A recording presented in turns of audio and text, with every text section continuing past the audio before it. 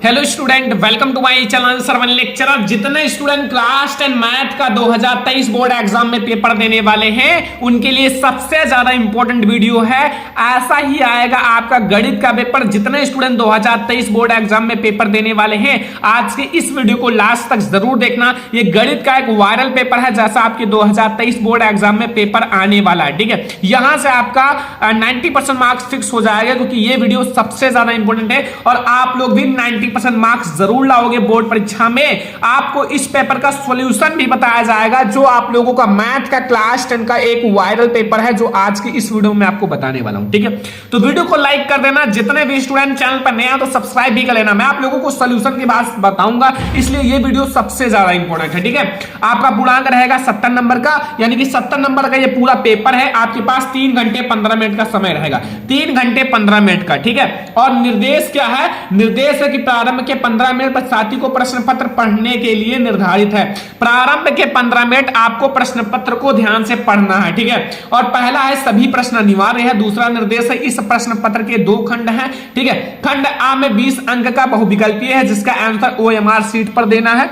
ये सारा आपके निर्देश लिखे रहेंगे। ठीक है, OMR सीट पर आप लोग काट पीट ना करें। ठीक है, और आप लोग व्हाइटनर एंड इरेजर का प्रयोग ना करें। ठीक है, और दूसरा आपका खंड जो होगा वो 50 मार्क्स का वर्णनात्मक रहेगा और इस खंड में कुल 5 प्रश्न है। ठीक है, और इस प्रश्न के प्रारंभ में स्पष्टता लिखा गया है उसके कितने खंड करने हैं। ठीक है, उनके सम्मुख अंक भी दिया हुआ है कितने नंबर के हैं।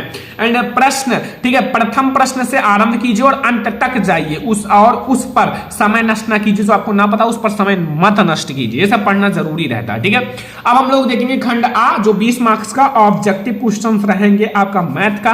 पहला प्रश्न देखो, यहां एक परिमेय संख्या का दशमलव प्रसार होता है। एक परिमेय संख्या का दशमलव प्रसार क्या होता है बच्चों? जो परिमेय संख्या होता है उसका दशमलव प्रसार क्या होता है? ठीक है, तो देखो बच्चों हमेशा याद रखना, तो परिमेय संख्या होती है, परिमेय संख्या का दशमलव प्रसार हमेशा शांत होता है। क्या होता है? शांत होता है। तो ये बहुत ज्यादा इंपॉर्टेंट क्वेश्चन है। जितना क्वेश्चन इसमें है ऑब्जेक्टिव का बहुत ज्यादा इंपॉर्टेंट है। ठीक है, तो एक परिमेय संख्या का दशमलव प्रसार शांत होता है, याद रखना। हमारा ऑप्शन नंबर सेकंड बिल्कुल सही है। अगला क्वेश्चन देखो, क्वेश्चन नंबर सेकंड है कि एक शून्यंतर जो शून्यतर परिमेय संख्या है और अपरिमेय संख्या का गुणनफल होता है।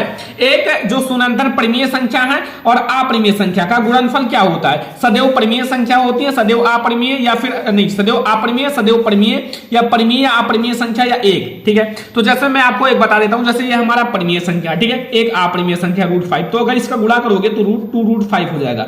2√5 हमारा एक अपरिमेय संख्या। तो परिमेय संख्या और अपरिमेय संख्या का गुणनफल क्या होता है? सदैव अपरिमेय संख्या होता है। क्या होता है? सदैव अपरिमेय संख्या होता है, याद रखना। ठीक है, आप लोग ध्यान रखना। ठीक है, यहां मैंने गुणा करके भी बता दिया, ये आप लोग लिख भी सकते हो कुछ भी। ठीक है, जैसे हमारा यहां मैं आपको बता देता हूं, जैसे आपका परिमेय संख्या है, परिमेय संख्या और अपरिमेय संख्या का गुणनफल जो होगा वो आप लोगों का सदैव अपरिमेय संख्या होगा। ठीक है, आप लोग अगला क्वेश्चन देखो, क्वेश्चन नंबर 3, रेखाओं x = 0 और 2x + 3y = 12 का प्रतिच्छेद बिंदु है। 1 नंबर का ऑब्जेक्टिव है। ठीक है, 4,0 या फिर सेकंड है 0,4 या थर्ड है 0,-4 या 4 है -4,0। ठीक है, तो x का मान 0 है तो आगे 0 ही रहेगा। अब डिस्कशन ये करना है कि ये वाला है या ये वाला है। ठीक है, तो चलो मैं सॉल्व करके दिखाता हूं। ठीक है, सबसे पहले x की वैल्यू दे रखी है तो यहां 2x + 3y बराबर हमारा है 12। ठीक है, x की वैल्यू दे रखी है 0 और +3y बराबर 12। ठीक है, और ये हमारा 0 हो जाएगा। यहाँ 3y बराबर 12 और y बराबर हमारा 12/3 और यहाँ हमारा आ जाएगा 4। तो x, y यानी कि x की वैल्यू है 0 और ये 4। ठीक है, 0,4 हमारा सही हो जाएगा। तो ये वाला हमारा सही है 0,4, ये गलत है 0,4। ठीक है, प्लस में 4 रहेगा। तो समझ में आ गया ना। अगला क्वेश्चन देखो स्टूडेंट 4 नंबर, वह सबसे बड़ी संख्या जिससे 70 और 125 को विभाजित करने पर क्रमशः शेषफल 5 और 8 प्राप्त होता है। देखो बच्चों शेषफल है ना, ये हमें शेषफल मिला है। तो बच्चों HCF जो होगा HCF, ठीक है, वो हमारा जो 70 का हमारा शेषफल कितना है 5, तो 70 में से 5 घटा लो। ठीक है, जो हमारा शेषफल है, और हमारा 125 का जो शेषफल है वो कितना है -8, ये क्रमशः है तो 8। ठीक है, ये कर लो। ठीक है, और अब हमें क्या मिलेगा HCF अभी पता चल जाएगा। तो ये HCF जो हमारा होगा, ये देखो हमारा इसमें से घट जाएगा 65 हो जाएगा और कॉमा 117। ठीक है, ये मिल गया। ठीक है, 65 और 117। आप 65 का निकाल लो, एक बार गुणनखंड कर लो 65, तो ये 5 आपका 13 हो जाएगा और ये हमारा 13 1 हो जाए। और यहाँ से 117 का एक बार कर लो गुणनखंड, तो 117 का करोगे तो 3 से डिवाइड होगा, तो ये हमारा 3 और 9 हो जाएगा। फिर एक बार 3 से होगा तो ये 13 हो जाएगा। फिर आपका 13 में एक बार जाएगा तो ये, ठीक है। अब ये हमारा 65 का जो होगा वो बराबर होगा 5 × 13, और हमारा जो 117 का होगा वो बराबर होगा 3 की स्क्वायर, 2 बार है इंटू 13। इसमें कॉमन हमारा क्या है दोनों में 13, तो इसका जो HCF होगा वो 13 की घात 1 हो जाएगा, बराबर हमारा 13 हो जाएगा, यानी कि 13 सही है ये वाला ऑप्शन नंबर फर्स्ट हमारा बिल्कुल सही है। ठीक है, समझ में आ गया ना? मैं आपको लगा कर समझा रहा हूं ताकि आप लोगों को और अच्छे से समझ में आए, कोई दिक्कत ना हो। ठीक है, अगला क्वेश्चन नंबर 5 है, समीकरण 2x + ay बराबर 1 तथा 3x - 5y बराबर 7 का कोई भी हल नहीं होगा यदि a का मान ज्ञात कीजिए। इसका कोई भी हल नहीं होगा, तो आपका समीकरण जो दिया हुआ है वो 2x + ay बराबर 1। ठीक है, और या फिर आप ऐसा ना लिखो, मैं डायरेक्ट बता रहा हूं। ठीक है, ये आपका 2x है और प्लस ay, और इसको आपको इधर है तो इधर कर लो, ये -1 हो जाएगा बराबर 0। इसको भी ऐसे कर लो 3x - 5y और ये -7 बराबर 0। ठीक है, यहां से आप a1 क्या है, a1 जो है वो हमारा 2 है, और a2 क्या है वो हमारा ये वाला 3 है, और v1 क्या है, v1 हमारा a है, और v2 क्या है, v2 हमारा -5 है, और c1 क्या है, c1 हमारा क्या है, c1 हमारा -1 है, और यहां भी c2 क्या है हमारा -7 है। ठीक है, अब यहां से इसका तो कोई हल नहीं है, बता दिया है कोई हल नहीं है, कोई हल नहीं है, कोई हल नहीं है, ये तो बता रखा है। ठीक है, तो यहां हमारा जो a1 होगा वो अपान a2 और बराबर होगा v1 अपान v2 और is not equal to c1 upon c2। ठीक है, कोई हल नहीं है ना। तो अब a1 आपका 2/3 और बराबर v1 हमारा क्या है a अपान -5। ठीक है, इसको सॉल्व कर लो तो ये हमारा आएगा 3a = -10 क्रॉस मल्टीप्लाई। ठीक है, और a बराबर -10/3, ये हमारा हो जाएगा a की वैल्यू -10/3, -10/3 हमारा राइट आंसर हो जाएगा। कहीं है ऑप्शन में ये -10/3। ठीक है, ऑप्शन नंबर 3 वाला हमारा बिल्कुल सही है। अगला क्वेश्चन देखो यहां 6 नंबर कि द्विघात समीकरण 2x² - 4x + 3 बराबर 0 के बारे में निम्न कथनों पर विचार कीजिए। 1 नंबर का दिए गए समीकरण का विविक्तर 0 से कम है, या फिर समीकरण के कोई मूल नहीं है, या फिर आपका विविक्तर का 0 होगा, जो समीकरण का विविक्तर 0 होगा, या फिर मूल वास्तविक है। ठीक है, तो इसको भी मैं आप लोगों को सॉल्व करके दिखा देता हूं ताकि आप लोगों का कंफ्यूजन क्लियर हो जाए। ठीक है, हमारा समीकरण है 2x² - 4x and +3 बराबर 0, ये तो समीकरण है। अब यहां से आप a1 क्या है a, ठीक है, a हमारा 2 है, एंड v क्या है वो -4 है, एंड c क्या है वो 3 है। ठीक है, 3 है। अब यहां से d बराबर v² - 4ac। ठीक है, अब यहां वैल्यू रख दो, -4 v की वैल्यू है, -4 × a की वैल्यू 2 है, एंड इंटू c की वैल्यू 3 है, बराबर ये हमारा 16 हो जाएगा, प्लस में 16 क्योंकि स्क्वायर होगा तो 16 हो जाएगा, और -24 बराबर हमारा d की वैल्यू जो आएगी वो -8 आएगा। -8 का मतलब है कि ये 0 से कम है। ठीक है, 0 से कम है। और एक बात और इसी में अप्लाई होता है कि जो हमारा ये तो पहले 0 से कम है, और वास्तविक जो होगा ना, वास्तविक मूल नहीं होगा। ठीक है, इसका वास्तविक मूल नहीं होगा, मतलब दिए गए समीकरण जो है विविक्तर 0 से कम होगा, और समीकरण का कोई वास्तविक मूल नहीं होगा, यानी कि a और b दोनों है। अभी हम लोग आगे देखते हैं और ऑप्शन है कि नहीं है। हमारा ये वाला ऑप्शन सही रहेगा, a और b दोनों सही है। ठीक है, जो हमारा a और b है दोनों सही है। ठीक है, तो अब हमारा क्वेश्चन नंबर 7 है कि एक आपका AOVC एक आयत है। ठीक है, जिसके 3 शीर्ष AOV इसका विकर्ण है, इसका विकर्ण ज्ञात करना है। ठीक है, तो सबसे पहले हम लोग एक आयत बना लेते हैं। ठीक है, ये आपका एक आयत बन गया, देखो बस आयत। ठीक है, और इसका विकर्ण भी हम लोग ऐसे खींच लेते हैं, इसका विकर्ण हमें ज्ञात करना है। तो हम लोग AO एंड V और इसका नाम C दे देते हैं। ठीक है, तो ये हम नाम दे देते हैं इसका क्या, इसका विकर्ण ज्ञात करना है ना, तो 0,3 हमारा A है, और इसको हम लोग x1 और y1 नाम दे देंगे। ठीक है, x1 और y1 ध्यान रखना, और v हमारा है 5,0, 5,0 और इसका हम लोग नाम देते हैं x2 और y2 और ये हमारा है 0,3। ठीक है, अब यहां से ठीक है, अब आप लोग वैल्यू निकाल लो। अब आप लोग इसको कैसे सॉल्व करोगे, ए वी हमें निकालना है, ये वाला ए वी विकर्ण, तो ये हमारा विकर्ण है और विकर्ण हमें ज्ञात है, विकर्ण है, तो विकर्ण जो होगा ए वी जो होगा वो बराबर होगा x1 माइनस x2 का स्क्वायर कर लो और प्लस y1 माइनस y2 का स्क्वायर कर लो, बस आपका विकर्ण निकल आएगा, निकल आएगा ना विकर्ण। तो यहां हमारा x1 जो है वो 0 है और x2 जो है वो 5 है, इसका स्क्वायर कर लो प्लस 3 माइनस 0 का स्क्वायर कर लो। देखो x1 हमारा क्या है, ये 0 और हमारा x2 5 है, y1 3 है, y2 0 है। ठीक है, तो इसका स्क्वायर करोगे ये हमारा 5 हो जाएगा, 5 का स्क्वायर 25 हो जाएगा और प्लस हमारा 9 हो जाएगा, 3 का स्क्वायर 9 बराबर रूट में 34 आंसर। रूट 34 आंसर देखो कहीं ऑप्शन में है, ये तीसरा ऑप्शन हमारा बिल्कुल सही है। ठीक है, रूट 34 हमारा सही है। अगला क्वेश्चन देखो 8 नंबर, यदि समीकरण x स्क्वायर प्लस के x माइनस 5/4 बराबर 0 का एक मूल 1/2 है तो k का मान है। ठीक है, k का मान आपको ज्ञात करना है। तो सबसे पहले आप देखो ध्यान से, x स्क्वायर प्लस के x एंड माइनस 5/4 बराबर 0। ठीक है, x की वैल्यू हमें दे रखी है, मूल मतलब x का मान आप रख दो, मूल हमें दे रखा है x का मान, तो ये हमें 1/2 x का मान 1/2 है, ये मूल जो है इसी को कहते हैं x। ठीक है, एंड प्लस k है और इंटू 1/2 और माइनस 5/4 बराबर 0, ये 1/4 हो जाएगा और प्लस k बटे में 2 हो जाएगा, माइनस 5/4 हो जाएगा बराबर 0। इसी को सॉल्व कर लो, इसको आप लोग इधर ट्रांसफर कर दो, ये k/2 इधर ही रहने दो, ये आपका माइनस में है 5/4 प्लस में हो जाएगा उस साइड में जाएगा, ये माइनस में हो जाएगा 1/4। ठीक है, और k बराबर हमारा हो जाएगा, ये आपका हर समान है तो ये 4 घट जाएगा और बराबर 1 हो जाएगा, ये आपका k/2 है, तो क्रॉस मल्टीप्लाई करा दो, k बराबर हमारा हो जाएगा, ये आप लोगों का क्या हो जाएगा, k बराबर 2 मिल जाएगा ना, क्रॉस मल्टीप्लाई कराओगे तो k का वैल्यू हमें 2 मिलेगा, k का मान 2 सही है, 2। ठीक है, k की वैल्यू हमें 2 मिलेगी, तो ऑप्शन नंबर फर्स्ट जो है वो बिल्कुल सही है। ठीक है, अब अगला क्वेश्चन आ जाओ बच्चों, अगला क्वेश्चन देखते हैं।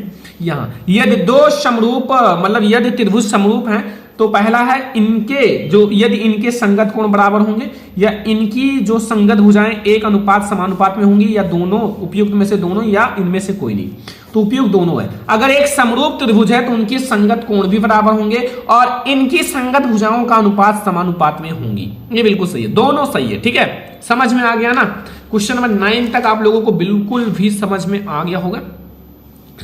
अब अगला आप लोग देखो बच्चों, अगला यहां ठीक है, यदि एक समकोण त्रिभुज ABC में कोण C 90 डिग्री है, AC बराबर 5 सेंटीमीटर और BC बराबर 4 सेंटीमीटर, तो C जाने वाली मध्यिका का माप होगा। मैं आपको बता देता हूं, देखो आप लोगों को फिगर के साथ समझा देता हूं ताकि आप लोगों का कोई कंफ्यूजन ना रहे, फिर आप लोग सॉल्व कर लेना, आसान तरीका हो जाएगा। अभी मैं आपको समझाता हूं, देखो ये फिगर है, ठीक है, और मैं इसको AB नाम दे देता हूं। एक आपका समकोण त्रिभुज है A and V and C, C हमारा है 90 डिग्री, ठीक है 90 डिग्री, और ये हमारा है 3 सेंटीमीटर, 3 ठीक है सेंटीमीटर AC, और VC हमारा 4 सेंटीमीटर, ठीक है, ये सेंटीमीटर कर दो बच्चों, सेंटीमीटर में ना।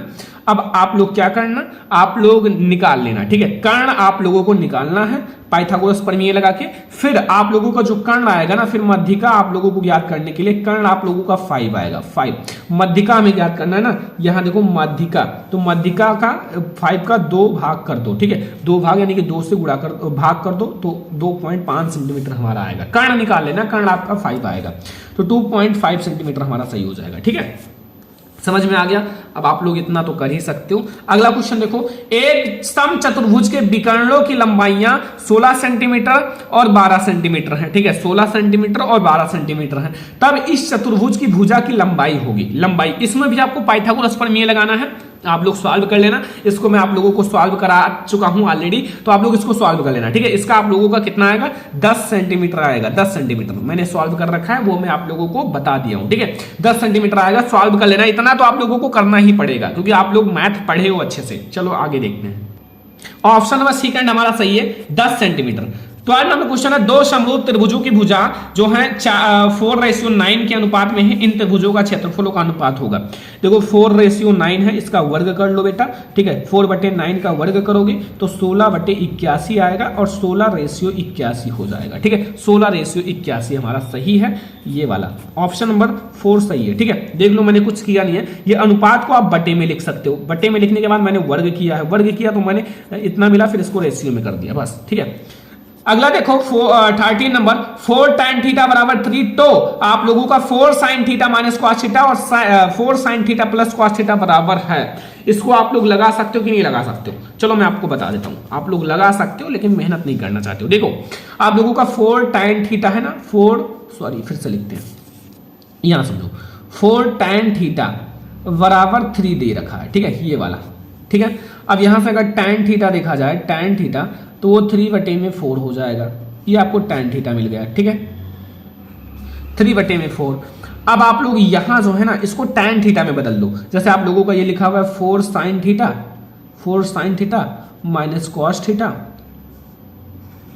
बटे में 4 sin theta plus cos theta, 4 sin theta और प्लस कॉस थीटा, सब में आप लोग कॉस थीटा से भाग दे दो। क्या दे दो? कॉस थीटा से भाग दे दो, ठीक है। तो आप लोगों का ये 4 sin थीटा और बटे में कॉस थीटा और सब में, ठीक है, माइनस कॉस थीटा बटे में कॉस थीटा और आप लोगों का बटे 4 sin थीटा बटे में कॉस थीटा और प्लस कॉस थीटा बटे में कॉस थीटा, ठीक है। ये कॉस थीटा सब कट जाएगा, ठीक है। और हमें मिलेगा क्या, वो देखो, ये हमें मिलेगा 4 sin थीटा बटे कॉस थीटा, ठीक है। 4 sin थीटा बटे कॉस थीटा को क्या लिखा जा सकता है? tan theta. तो ये 4 tan थीटा मिल जाएगा, ठीक है। 4 tan थीटा और -1, ये आपका कटेगा तो -1 बचेगा ना, ये वाला हमारा कटेगा, -1 बचेगा। और ये sin थीटा बटे कॉस थीटा बराबर tan थीटा होता है। और बटे में 4 tan थीटा प्लस 1, ठीक है। tan थीटा की वैल्यू दे रखी है 3/4, तो ये हमारा हो जाएगा 3/4 -1 और ये हमारा 4 × 3/4 माइनस ये +1 हो जाएगा, ठीक है। समझ में आया? ये 4 से 4 कैंसिल हो जाएगा, 4 से 4 ये माइनस होगा, ये 2 हो जाएगा और बटे में हमारा ये 4 हो जाएगा, ये होगा 1/2। थोड़ा सा लॉन्ग है, 1/2 हमारा ऑप्शन सही है, 1/2 तीसरा वाला ऑप्शन बिल्कुल सही है, ठीक है। साइन 75 डिग्री बटे कॉस 15 डिग्री का वैल्यू एक ही आएगा, इसका वैल्यू हमेशा एक ही आएगा, ऐसे क्वेश्चंस आते हैं, ठीक है। इसको हम लोग इसके बराबर करके कट कर देते हैं, ठीक है। समझ में आया? अगला क्वेश्चन देखो, यदि एक वृत्त का परिमाप वर्ग के परिमाप के बराबर है तो उनके क्षेत्रफलों का अनुपात होगा। उनके क्षेत्रफलों का अनुपात आप लोग निकाल लेना, मैं आप लोगों को आंसर बता देता हूं, ठीक है। 22:7 या 14:11 या 7:22 या फिर 11:14, तो वो हमारा होगा इतना, ठीक है, 14:11। समझ में आ गया? अगला देखो 16 नंबर क्वेश्चन, दो गोले के आयतनों का अनुपात 64:27, तो उसके पृष्ठीय क्षेत्रफल होंगे, तो उसका पृष्ठीय क्षेत्रफल जो होगा वो 16:9 होगा, ठीक है। निकाल लेना, बहुत आसान है। 1 से 10 तक के सभी धनात्मक विषम पूर्णांक का समांतर माध्य, तो ये तो आपको पता है, 1 + 3 + 5 + 7 + 9, इसको आप 1 2 3 4 5 ये आप जोड़ोगे तो 25 हो जाएगा, बट्टे 5 बराबर 5 आपका आएगा, समांतर माध्य 5 आएगा, ठीक है। समांतर माध्य हमारा कौन सा सही है? 5 सही है, 5 चौथा नंबर ऑप्शन। अगला क्वेश्चन देखो, माध्यिका को आलेखनीय विधि द्वारा निम्न में से किससे प्राप्त किया जा सकता है? माध्यिका को आलेखनीय विधि द्वारा बच्चों त्वरण से प्राप्त किया जा सकता है। किससे? त्वरण से, ठीक है। अगला 19 नंबर क्वेश्चन, यदि कुछ प्रेक्षणों का माध्य 27 तथा बहुलक 45 हो तो माध्यिका होगी। देखो इसका एक फार्मूला होता है, मैं आप लोगों को बता दूंगा, वो माध्यिका आपका 33 होगा, फार्मूला बता दूंगा, उसी पर लगा लेना। अगला वर्गीकृत आंकड़ों की से अधिक प्रकार और कम प्रकार की संचयी बारंबारता वक्रों के प्रतिच्छेद बिंदु से भुज आंकड़ों का प्राप्त होना है, 1 नंबर का, तो वो हमारा माध्यक कहलाता है। क्या कहलाता है? माध्यक, ठीक है। तो इसमें मैंने आपको 20 ऑब्जेक्टिव क्वेश्चन का आंसर बता दिया है, ठीक है। अब मैं आपको क्वेश्चन बताऊंगा, इसका आंसर का आपका पार्ट 2 वीडियो आएगा, पार्ट 2, ठीक है, उसका आंसर का, ठीक है, इसका। तो अभी आप लोग इसका क्वेश्चन समझ लीजिए, बहुत ज्यादा इंपॉर्टेंट क्वेश्चन है जो इसमें है, ठीक है, खंड बा में। पहला, सभी खंड कीजिए। पहला, दो क्रमागत धनात्मक विषम पूर्णांकों का गुणनफल 2 से विभाज्य है, यह कथन सत्य है या असत्य है? कारण बताइए। 2 नंबर का SW है। सारा बच्चे इसको सॉल्व करना, ना सॉल्व करवाना कमेंट कर देना यार, मैं आप लोगों को सब कुछ बता दूंगा, लेकिन कोशिश एक बार करना घर पर, ठीक है।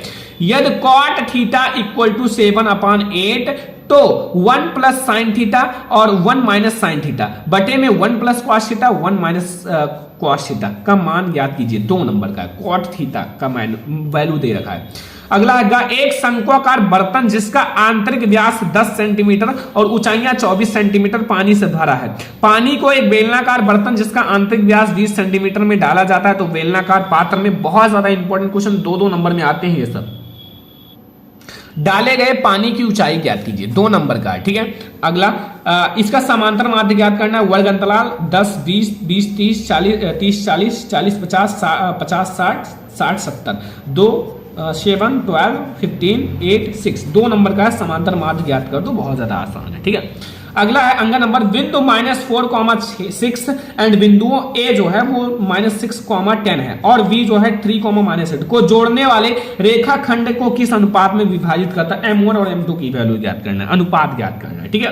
ये तो बहुत ज्यादा आसान है। के का मान ज्ञात कीजिए। यदि बिंदु ए जो है 2,3 और बी जो है वो 4, और सी जो है वो 6, संरेखीय अगर के की वैल्यू 0 आती है तो संरेखीय, अगर 0 नहीं आती है तो संरेखीय नहीं है। 2 नंबर आपको मिल जाएगा। अब आपको निम्नलिखित में से 5 खंडों को करना है, 5 प्रश्न को करना है, ठीक है। का ग्राफ द्वारा जांच कीजिए कि रैखिक जो समीकरण युग्म है वो 2x प्लस के -0 बराबर 0, ठीक है, -6 बराबर 0 और 4x -2y -4 बराबर 0 संगत है। यदि ऐसा है तो ग्राफी विधि द्वारा हल कीजिए। देखो हो सकता है ग्राफ वाला क्वेश्चन ना आए बोर्ड एग्जाम में, ठीक है, लेकिन फिर भी तैयार कर लेना। अगला है दो संख्याओं के वर्गों का अंतर 180 है। छोटी संख्या का वर्ग बड़ी संख्या की 8 गुनी है। दोनों संख्याएं ज्ञात कीजिए। 4 नंबर का मैंने लगवा रखा है, ठीक है, 2 चर वाले रैखिक समीकरण युग्म चैप्टर से। अगला देखो, ये भी मैंने रचनाओं में करवाया है कि 4 सेंटीमीटर त्रिज्या के एक वृत्त का 6 सेंटीमीटर त्रिज्या के संकेंद्रीय वृत्त के किसी बिंदु से स्पर्श रेखाओं की रचना कीजिए, उसकी लंबाइयां माप कीजिए। इसमें मैंने जब आपको इंपॉर्टेंट क्वेश्चन बता रहा था मैथ की तैयारी में तो 3 ऐसे रचना का क्वेश्चन बताया था, वेरी इंपॉर्टेंट क्वेश्चन, जो बोर्ड एग्जाम में आना ही आना था। उसमें मैंने ये क्वेश्चन सेलेक्ट किया था। अब आप लोगों ने देखा है कि नहीं देखा है तो आप लोगों को पता होगा। वो क्वेश्चन मैंने बता रखा संकेंद्रीय वाला।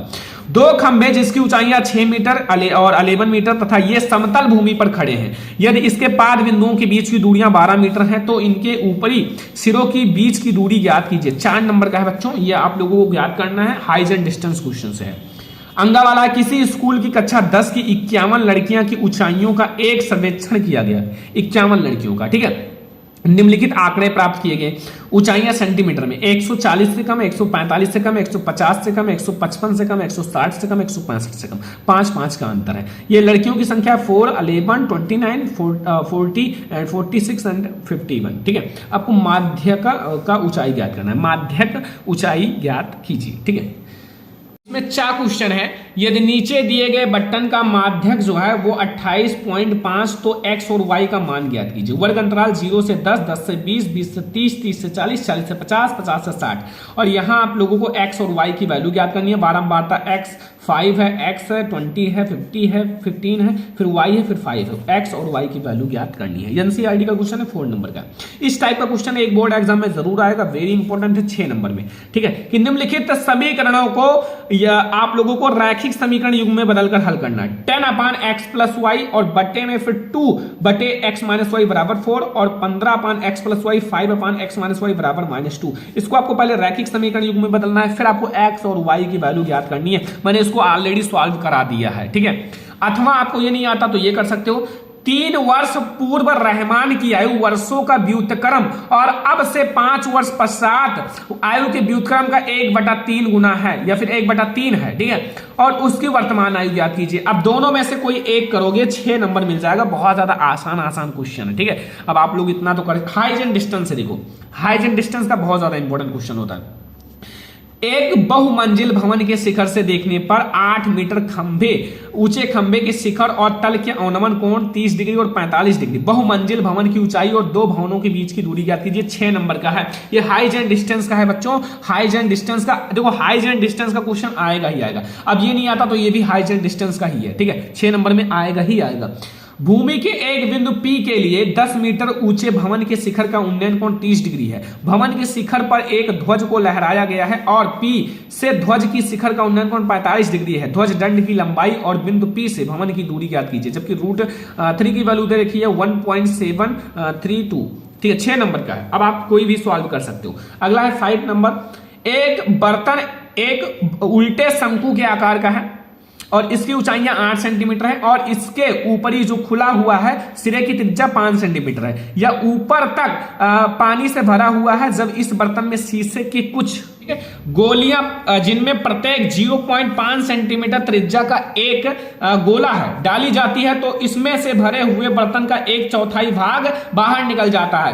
बर्तन में डाली गई शीशों की गोलियों की संख्या ज्ञात करनी है बच्चों। हार्ड क्वेश्चन है, 6 नंबर का। अब अगर ये नहीं आता तो ये करो। एक गोलाकार कांच के बर्तन की एक बेलन के आकार का गर्दन है जिसकी लंबाइयां 8 सेंटीमीटर है और व्यास 2 सेंटीमीटर है, जबकि गोलाकार भाग का व्यास 8.5 सेंटीमीटर है। इसमें भरे जा सकने वाले पानी की मात्रा माप एक बच्चे ने ज्ञात किया है। इस बर्तन का आयतन 345 वर्ग सेंटीमीटर। जांच कीजिए कि इस बच्चे का उत्तर सही है या नहीं सही है। ठीक है, या मानते हैं उपरोक्त में आपको ये पाई की वैल्यू दे रखी है। अब आप लोगों को खंडवा का आप लोगों को दूसरे में मैं आपको दूसरे वीडियो में आंसर बताऊंगा, पूरे का आंसर आएगा। ठीक है, पहले आप लोग जितने बच्चे न्यू हैं चैनल को सब्सक्राइब करके रखो, वीडियो को लाइक करो, शेयर करो, ताकि हम आप लोगों के लिए इसका सॉल्यूशन का एक और वीडियो ला सकें जो आपका खंडवा का सॉल्यूशन नहीं हुआ है उसका सॉल्यूशन। ठीक है, क्योंकि आप लोगों के लिए हम मेहनत करेंगे और आप लोग भी जम के मेहनत करो, बोर्ड एग्जाम में अच्छे मार्क्स लाना है। तो स्टूडेंट ये है हमारा गणित का एक वायरल पेपर, आप लोग इसको जरूर तैयार करके जाना, बोर्ड एग्जाम का ये पेपर है। तो आज का ये वीडियो पसंद आया हो लाइक करना, शेयर करना, चैनल पर सब्सक्राइब कर लेना। चलो फिर मिलते हैं नेक्स्ट इंपॉर्टेंट वीडियो में, तब तक के लिए धन्यवाद।